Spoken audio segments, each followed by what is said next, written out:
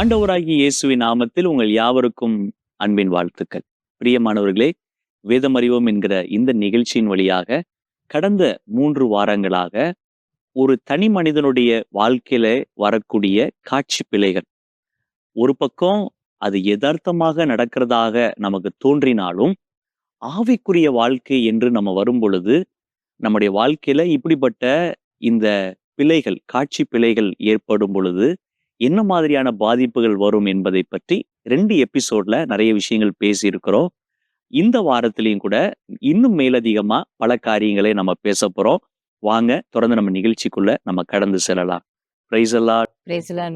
Praise the Lord. சந்தோஷம். கடந்த 3 வாரங்களாக நம்ம இந்த காட்சி பிழை, ஒரு மனிதனுடைய வாழ்க்கையில வரக்கூடிய இந்த காட்சி பிழையினால என்ன மாதிரியான பாதிப்புகளை அவர்கள் சந்திக்கிறாங்க அப்படிங்கிறதை பற்றி நம்ம பார்த்தோம். குறிப்பாக 2வது எபிசோட்ல சில முக்கியமான காரியங்கள், ஏன் காட்சி பிழை வருது, ஒரு மனிதனுடைய ஆவிக்குரிய வாழ்க்கையில ஏன் காட்சி பிழை வருது என்பதை பற்றி நம்ம பேசணும். அதை பற்றி ஒரு சின்ன ஒரு ரீகேப் பண்ணுங்களேன், வேகமா நம்ம பார்த்துடலாம். விசுவாச குறைவு ஒரு மனுஷனுக்குள்ள இருந்தா அவங்களுக்குள்ள அந்த காட்சி பிழை வருது. அப்ப முழுமையா பெற்றுக்கொள்வதிலே உண்டாகிற குறைவு ரொம்ப முக்கியமானதாக நம்ம பார்க்கிறோம் இல்லைங்களா? ஓகே. அதே மாதிரி இருளான காரியம் ஒரு மனுஷனுக்குள்ள இருந்தா அவங்களுக்குள்ள அந்த காட்சி பிழை வருதுன்னு பாருங்க, இதெல்லாம் ரொம்ப முக்கியமானது. அப்ப ஏன் காட்சி பிழை வருதுன்னு சொன்னா, நம்ம பார்க்கிற அந்த பொருளில மாற்றம் இல்ல, பார்க்கிற நம்மிடத்துலதான் அந்த மாற்றங்கள் என்ன செய்யுதுன்னா ஏற்படுது.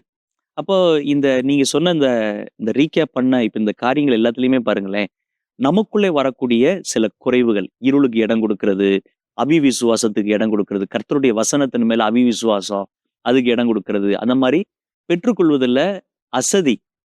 பாருங்க, அசதின்னு நம்ம எடுத்துக்கிட்டா பைபிள்ல நம்ம நிறைய விஷயங்கள் நம்ம பார்க்கலாம். எங்கெங்கெல்லாம் அசதியான சூழ்நிலை வந்த பொழுது என்னெல்லாம் நடந்துச்சு என்பதை போல பல காரியங்கள் நமக்கு இருக்கு. அப்போ ஆவிக்குரிய வாழ்க்கையிலையும் கூட ஒரு அசதி நமக்கு வரும் பொழுது, ஒரு சலிப்புத்தன்மை நமக்கு வரும் பொழுது கூட காட்சி பிழைகள் நமக்கு என்ன செய்யலாம், நமக்கு ஏற்படுகிறத பார்க்கிறோம். இது நம்ம பார்த்தோம்.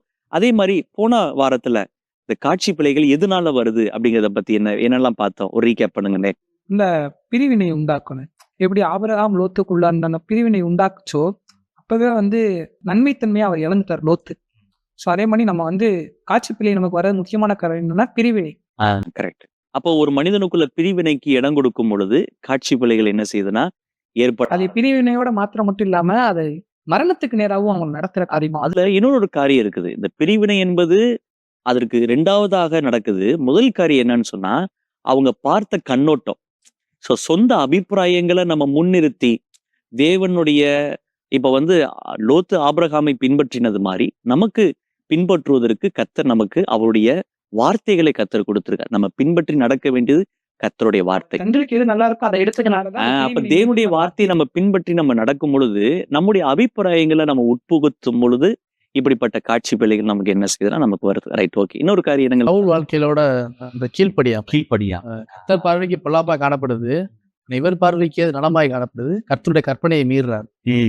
அப்போ இந்த மாதிரியான விஷயங்கள்லாம் ஒரு மனிதனுடைய வாழ்க்கைக்குள்ள வரும் பொழுது காட்சி பிழைகள் உண்டாகிறத பத்தி நம்ம பார்க்கிறோம். சரி, இந்த வாரத்துல இன்னும் சில காரியங்கள் டீட்டெயில் நம்ம பார்க்க போகிறோம். அதன் அடிப்படையில நீங்க என்ன பாக்குறீங்க வேதத்துல? ஆதியாகமம் 3ஆம் அதிகாரத்துல நம்ம பார்த்தோம்னா ஆதாம் ஏவாளை பத்தி ஒரு சம்பவத்தை நம்ம கவனிக்க முடியுதுன்னு. அதாவது கர்த்தர் கொடுத்திருக்கிற கட்டளைய கர்த்தர் மூலமா அறிஞ்சு கொண்ட வார்த்தைகளை யார் ஒருத்தர் அதை நினைவு கூறாம அதுக்கு கீழ்ப்படியாம தவற விடுறாங்களோ அவங்க அதிக காட்சி பிள்ளைக்குள்ள அந்த காரியத்தை செய்யும்படியா தள்ளப்படுறாங்கன்னு. அதுக்கு பெஸ்ட் எக்ஸாம்பிள் இந்த ஆதாம் ஏவாள் இவங்களை நம்ம பார்க்க முடியுது. கர்த்தர் விலக்கி வச்ச ஒரு பழத்தை இவங்க அந்த சர்ப்பத்தினுடைய அந்த வஞ்சகத்துல அதை கேட்டு கர்த்தர் சொன்ன வார்த்தையை மறந்து இவங்க என்ன பண்ணிட்டாங்கன்னா, அந்த எண்ணுறதுக்கு மிஞ்சி அந்த மரத்தை குறித்து ஒரு அபிப்பிராயத்தை இவங்க ஏற்படுத்தி அதை எடுத்து சாப்பிட்றாங்க. கர்த்தர் சொன்ன கட்டளையே மீறிடுறாங்க. இது ஒரு பெரிய எச்சரிப்பு. ஆவிக்குரிய வாழ்க்கை வாழ்ற நம்ம மத்தியில, தேவனுடைய ஜனங்கள் மத்தியில இது ஒரு பெரிய எச்சரிப்பு. இதை கவனிக்காம போனா, இந்த காட்சி போல ஒரு மனுஷனுக்குள்ள வந்துச்சு அப்படின்னா அவங்க கர்த்தருடைய சமூகத்தை விட்டு துரத்தப்படுறாங்க, கர்த்தரை விட்டு பிரிக்கப்படுறாங்க. அந்த ஒரு பிரிவினை அவங்களுக்குள்ள வருது. அப்புறம் அவங்க மரணத்துக்கு உள்ளாகுறாங்க. கடைசியில சாபத்தை பெற்றுக்கொண்டு வெளியில போகிற ஒரு தன்மை உண்டாகுது. இங்கே மட்டும் இல்லைன்னே, இதே மாதிரி ஒரு காரியத்தை கடைசி காலத்துல ஒரு அடையாளமா இயேசு கிறிஸ்து வந்து புதிய ஏற்பாட்டுல சொல்லி வச்சிருக்கிறாங்க. மத்தேயு 24 நம்ம வாசித்து பார்த்தோம்னா, கூடுமான வரைக்கும் தெரிந்து கொள்ளப்பட்டவர்கள் வஞ்சிக்கப்பட்டு போகாதபடிக்கு எச்சரிக்கையா இருங்கள் அப்படின்னு சொல்லியிருக்கிறாங்க. எதுக்கு வந்து நம்ம வஞ்சிக்கப்பட்டு போகக்கூடாது அப்படின்னு பார்த்தா, கிறிஸ்து அங்கே இருக்கிறார், இங்கே இருக்கிறார் அப்படின்னு நிறைய காரியம் சொல்லுவாங்க. கள்ள கிறிஸ்துகளும் கள்ள தீர்க்கதரிசிகளும் எழும்பி அநேக அற்புதங்களையும் அடையாளங்களையும் செய்வாங்க. இத பார்த்து தெரிந்து கொள்ளப்பட்டவங்களும் வஞ்சிக்கப்பட்டு போகாதபடிக்கு எச்சரிக்கையா இருங்க. அற்புதங்கள் அடையாளங்களை மட்டுமே நம்பி அதை பின்பற்றி போகிறவர்களா நம்ம இல்லாம, கர்த்தருடைய வசனத்தை அவரால் நமக்கு தரப்பட்டிருக்கிற ஆவியானவரை நம்ம என்ன செய்யணும்னா ஃபாலோ பண்ணி நம்ம நடக்கணும். நம்ம பின்பற்றுவதற்கு நமக்கு கொடுக்கப்பட்டிருக்கிற ஒரே ஒரு அடையாளம் ஜீசஸ் மட்டும்தான். அப்ப இயேசுவை பின்பற்றி நம்ம நடக்காம, அவருடைய வார்த்தையை பின்பற்றி நடக்காம, இங்க அற்புதம் நடக்குது, அங்க அற்புதம் நடக்குது, நம்ம அங்க போலாம், இங்க போலாம்னு சொல்லி அற்புத அடையாளங்களை மாத்திரமே நம்ம வச்சு நம்ம அதை பின்பற்றுனா, அதனால நமக்கு நம்ம வஞ்சிக்கப்படுவதற்கு நிறைய ஏதுக்கள். ஏன்னா அவங்க அற்புத அடையாளங்கள் மூலமா தானே வஞ்சிக்கிறாங்க. அதான மத்திய 24 நம்ம பார்க்கிறோம் இல்லைங்களா? அப்ப நமக்கு வந்து இதுல ரொம்ப முக்கியமான காரியம், நீங்க சொன்ன கண்டென்ட்ல ரொம்ப முக்கியமான ஒரு காரியம் என்னன்னு சொன்னா, இந்த காட்சி பிழை என்பது இன்னொரு விதத்துல எப்படி ஒரு மனிதனுக்குள்ள வருதுன்னா, வஞ்சகம். இதுதான் ரொம்ப முக்கியமான ஒரு காரியமா நம்ம பார்க்கிறோம். அப்போ வந்து பிசாசினால ஒரு வஞ்சகம் ஒரு மனிதனுக்குள்ள ஏற்படும் பொழுது, அவன் என்ன செய்யுதுன்னா காட்சி பிழைகள் உண்டாகுது. எந்த மரத்தை கர்த்தர் விலக்கினாரோ அந்த மரம் பார்வைக்கு நலமா பார்வைக்கு நலமா அவங்களுக்கு வேற தோற்றத்துல அது வந்து பார்வைக்கு நலமா இருக்குது, புசிப்புக்கு வந்து அது இன்பமா இருக்குது, புத்தியை புத்தியை தெளிவிக்கக்கூடியதா. இன்னொன்னு என்னன்னா கர்த்தர் கொடுத்த கட்டளையை மறக்க பண்ணிருச்சு. அந்த வஞ்சகம் அவங்களுக்குள்ள வந்தவனையும் கர்த்தருடைய வார்த்தையை அவங்கள விட்டு விலகினாது. ரெண்டாவது பாருங்களேன், அவங்களுக்குள்ள அது காட்சி பிழையை ஏற்படுத்துது. ஒண்ணு என்ன செய்யுதுன்னா, அழகா ஒரு பாயிண்ட் சொன்னாங்க சகோதரி, தேவனை விட்டு பிரித்துருது. இது ஒரு காட்சி பிழையினால வரக்கூடிய ஒரு பெரிய பாதிப்பு. காட்சி பிழையை நம்ம பின்பற்றி நம்ம நடக்கும்போது கர்த்தரை விட்டு நம்மள என்ன செய்யுதுன்னா பிரிக்குது. இன்னொன்னு பாருங்களேன், அவங்களுடைய வாழ்க்கையிலே ஒரு சாபத்தை என்ன செய்யுதுன்னா கொண்டு வருகிறது காட்சி பிழையினால். மூணாவது ஒரு காரியம் நடக்குது என்னன்னா, ஒரு மரணம். சோ இதெல்லாமே ஒரு காட்சி பிழையை பின்பற்றி போனதுனால அவங்களுடைய வாழ்க்கையில நடந்த ஒரு காரியம். அப்ப வஞ்சகத்துக்கு நம்ம வந்து என்ன செய்யக்கூடாதுன்னா, நீங்க சொல்லுங்க, ஒரு மனிதனுடைய வாழ்க்கையில வஞ்சகம் வராம இருக்கும்னா என்ன செய்யணும்? ஏன் வஞ்சிக்கப்படுறாங்க? கட்டளைகளை மறந்துட்டாங்க. கரெக்ட். கர்த்தருடைய வார்த்தையை விட்டு நம்ம விலகும் பொழுது வஞ்சகத்துக்கு ஒரு மனிதன் என்ன செய்யறான்னா இடம் கொடுக்குறான். நம்முடைய ப்ரையாரிட்டி என்னன்னா வேர்ட் ஆஃப் காட் தான். ஸோ எந்த ஒரு காரியத்தையுமே கர்த்தருடைய வார்த்தையை கொண்டுதான் நம்ம என்ன செய்யணும்னா நம்ம வந்து உறுதிப்படுத்தணும், தெளிவுபடுத்திக் கொள்ளணும். அப்போ வார்த்தையை குறித்த அந்த அறிவு, அந்த வார்த்தையை குறித்த அந்த நமக்கு அந்த வெளிச்சம் நமக்கு குறைவுபடும் பொழுது நமக்கு இப்படிப்பட்ட காரியங்கள்லாம் என்ன செய்யணும், ஒரு மனிதனை என்ன செய்யணும் ஈஸியான முறையில சொல்லக்கூடியதா இருக்குது. நீங்க ஏதோ ஒரு பாயிண்ட் சொல்ல வந்தீங்க. இவங்க சொன்னதுல இன்னொரு ஒரு விஷயம், மோசேயுடைய காலத்துல நான் வந்து பார்க்கிறேன். மோசே இருந்தது ஜனங்களுக்கு வந்து தண்ணி வேணும்னு கேட்கிறாங்க. ஆண்டவர்கிட்ட அவர் போய் விசாரிக்கிறாரு. விசாரிச்ச உடனே நீ அந்த கண்மலையை பார்த்து அடின்னு சொல்றாரு. இவர் கீழ்ப்படிந்து அடிச்ச உடனே அந்த தண்ணி வந்து வருது, ஜனங்கள் பெற்றுனாங்க. இரண்டாவது கொஞ்ச காலம் முன்னே திருப்பி ஜனங்கள் முறுமுறுக்கிறாங்க, தண்ணி வேணும்னு சொல்லி திருப்பி ஆண்டவர்கிட்ட போய் விசாரிக்கிறாரு. ஆண்டவர் என்ன சொல்றாருன்னா பேசுன்னு சொல்றாரு. ஆனா அவர் மறந்ததுனால அடிச்சிடுறாரு. அதனால அவருக்கு என்ன ஆகுதுன்னா, கானான் தேசத்துக்குள்ள போக முடியாத ஒரு சூழ்நிலையில அவர் வந்து அந்த இடத்துல இழப்பு வந்துருது. ஒரு விழிப்புணர்வு, ஒரு ஆவிக்குரிய விழிப்புணர்வு. இப்ப கடைசி நாட்கள்ல கூட பாருங்களேன், ஆண்டவர் வந்து நீங்கள் ஜெபம் பண்ணி விழித்திருங்கள், ஜெபத்திலே விழித்திருங்கள் அப்படின்னு நிறைய காரியங்களை சொல்லியிருக்காங்க. ஏன் இந்த விழித்திருப்பதை குறித்து ஆண்டவர் வந்து இந்த என் டைம்ல நமக்கு ரொம்ப வலியுறுத்தி சொல்றாருன்னு சொன்னா, ஜெபிக்கிறனால மட்டும்தான் விழித்திருக்க முடியும். நம்முடைய வாழ்க்கையில ஜெபம் என்பது குறைவுபடும் பொழுது நம்முடைய அந்த அவேர்னஸ், அந்த விழிப்புணர்வு என்பது என்ன ஆகும்னா குறைவுபட ஆரம்பிக்கும். ஏன்னா கடைசி நாட்கள் எப்படிப்பட்ட நாட்கள்னா, ஜனங்கள் பெண் கொண்டும் பெண் கொடுத்தும் வெள்ளம் தங்களை வாரிக்கொண்டு போகும் மட்டும் உணராமல் இருப்பார்கள் அப்படின்னு சொல்லி நமக்கு ஒரு கால எச்சரிப்பை ஆண்டவர் நமக்கு கொடுத்திருக்காரு. அப்ப இதுக்கெல்லாம் நம்ம தப்பிக்கணும்னு சொன்னா நமக்குள்ள ஒரு ஆவிக்குரிய ஒரு விழிப்புணர்வு நமக்கு என்ன செய்யணும்னா நமக்குள்ள இருக்கணும். அப்ப விழிப்புணர்வுல நம்ம குறைவுபடும் பொழுது காட்சி பிழைகள்லாம் ஏற்படுகிறத நம்ம கவனித்து பார்க்கணும். வேற என்ன காரியங்கள் நீங்க பார்க்கிறீங்க? தீர்க்கதரிசி சாமுவேலுடைய வாழ்க்கையிலுமே ஒரு சின்ன ஒரு காட்சி பிள்ளை ஒரு காரியம் வரும்னு, ஈசாயோட குடும்பத்துக்குள்ள ஈசாயோட வீட்டுக்கு வந்து இங்க சாமுவேல் போறாரு. ஆமா. தாவீது அபிஷேகம் பண்ற அந்த சம்பவத்துல போகும்பொழுது ஈசாயோட முதல் பையன் வரும்போது அவங்களுடைய தோற்றத்தை பார்த்தோன்னே சாமுவேல் இருப்பாரோ அப்படின்ற ஒரு முடிவுக்கு வந்துடுறாரு. இப்ப கர்த்தர் இடைப்படுறாரு. நீ வந்து தோற்றத்தை பார்த்து நீ வந்து முடிவு பண்ற, கர்த்தர் வந்து இருதயத்தை பார்ப்பாரு, மனுஷன் தான் முகத்தை பார்ப்பான்ற அந்த இடத்துல ஒரு காரியத்தை வந்து அங்க சாமுவேலுக்கு வந்து கர்த்தர் புரிய வைக்கிறார். அப்ப பாருங்களேன், இந்த இடத்துல தனக்கு ஏற்பட்ட அந்த அந்த அனுமானத்தை வந்து சரிதானா என்பதை கர்த்தரிடத்துல விசாரித்து பார்த்து, அதை அவர் என்ன செய்றார்ன்னா, அத உறுதிப்படுத்துகிறார். ஸோ அப்ப இது வந்து ஒரு நல்ல ஒரு விஷயம். சாமுவேலுடைய வாழ்க்கையிலிருந்து நம்ம கற்றுக்கொள்ளக்கூடிய ஒரு விஷயம் என்னன்னு சொன்னா, நம்ம எந்த ஒரு விஷயத்தை நம்ம கவனிக்கும் போதும், அதுல ஒருவேளை நமக்கு நிறை, குறை ஏற்படலாம். நம்ம மனிதர்கள் தானே. தடுமாற்றம் உண்டாகும். அந்த தடுமாற்றம்னு சொல்றத விட, அந்த அனுமானத்துல உண்டாகிற குறைபாடுன்னு சொல்லலாம். நிதானிக்கிறதுல உண்டாகிற ஏன்னா தேவனுடைய பார்வைக்கு, நம்முடைய பார்வைக்கு நெறைய வித்தியாசங்கள் இருக்கு.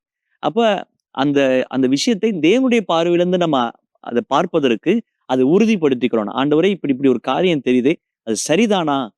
இப்ப நான் பார்க்கிறேன், இவர் சரிதானா? இவர் தான் ராஜாவா இருப்பாருன்னு என்று நான் அனுமானிக்கிறேன். அது சரிதானா என்பதை அவர் என்ன செய்றார்ன்னா, அந்த காட்சி பிழை கூட வரலாம். ஆனா தேவனை சார்ந்து கொண்டு பண்ணும்போது அந்த காட்சி பிழை உடனே மாற்றப்படுது.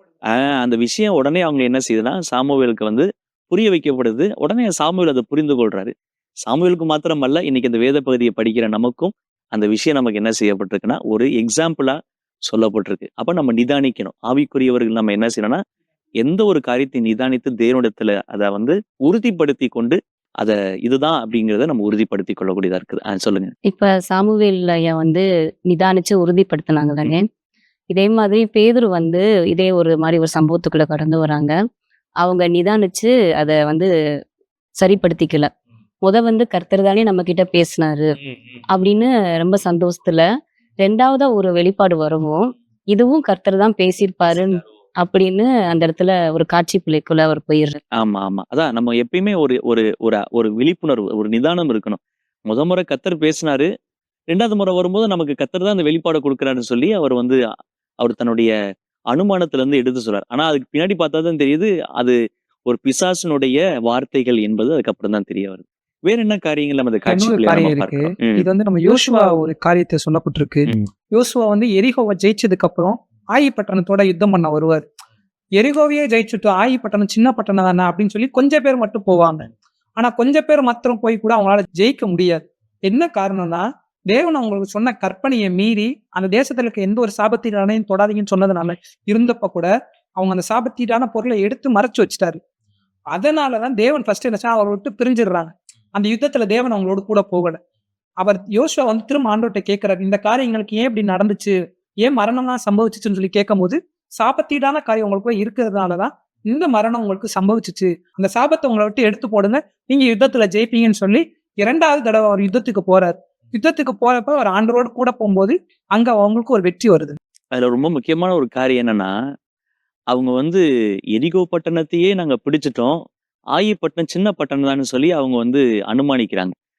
அவங்க அனுமானித்து போன விஷயத்துல கவனிக்க வேண்டிய ஒரு முக்கியமான விஷயம் என்னன்னா, கர்த்தர் இல்லாத ஒரு யுத்தம். யுத்தத்துக்கு போகும்போது கர்த்தர் இருக்கிறாரா என்பதை அவங்க நிதானிச்சிருந்தாங்கன்னா, கண்டிப்பான முறையில அங்க ஒரு தோல்வி அவங்களுக்கு வந்திருக்காது.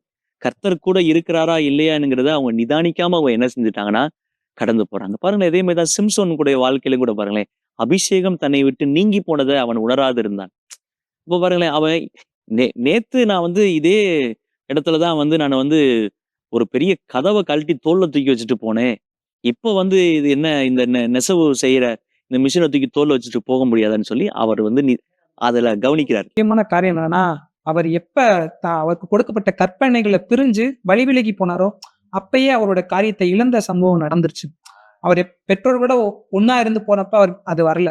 எப்ப அவன் பெற்றோரை பிரிஞ்சு தனியா அவர் வழியில போகும்போதுதான் ஒரு சிங்கத்தை அடிச்சு அதை கொண்டு அந்த சிங்கம் செத்து கிடந்ததுல இருந்த ஒரு சாப்பாடை எடுத்து சாப்பிட்டார்.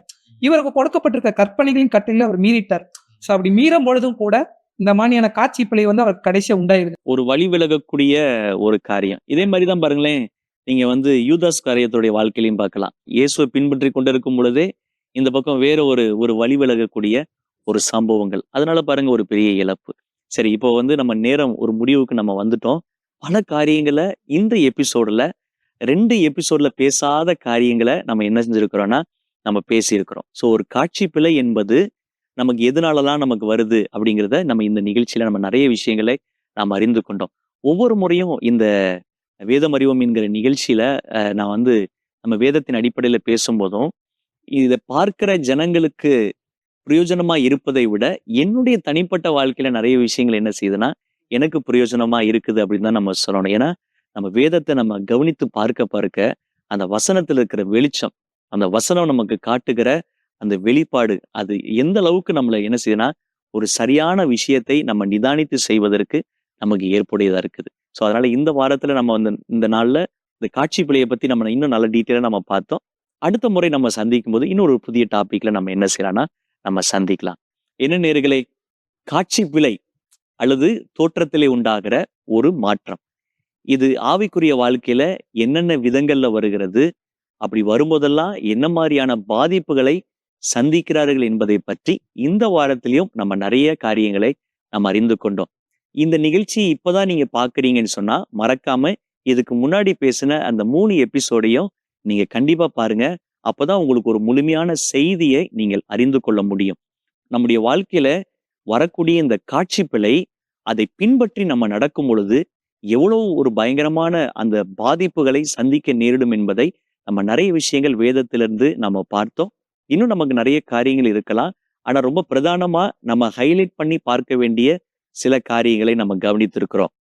கேட்டது மாத்திரமல்ல, அதை நம்முடைய இருதயத்துல வைத்து அதை என்ன செய்யணும்னா இப்படிப்பட்ட காரியங்கள்ல நம்மளும் ரொம்ப எச்சரிக்கையா இருந்து நம்மளோடு கூட இருக்கிறவங்களுக்கும் இந்த காரியத்தை எச்சரிப்பாக சொல்லி காட்சி பிழைக்கு இடம் கொடாதபடி நம்ம ரொம்ப எச்சரிக்கையா நம்ம இருந்து நம்ம நடக்கணும். சரி, அடுத்த வாரத்துல ஒரு புதிய ஒரு காரியத்தோடு உங்களை சந்திக்கிறோம். அதுவரைக்கும் கர்த்தர் உங்களை ஆசீர்வதித்து காப்பாராக. God bless you.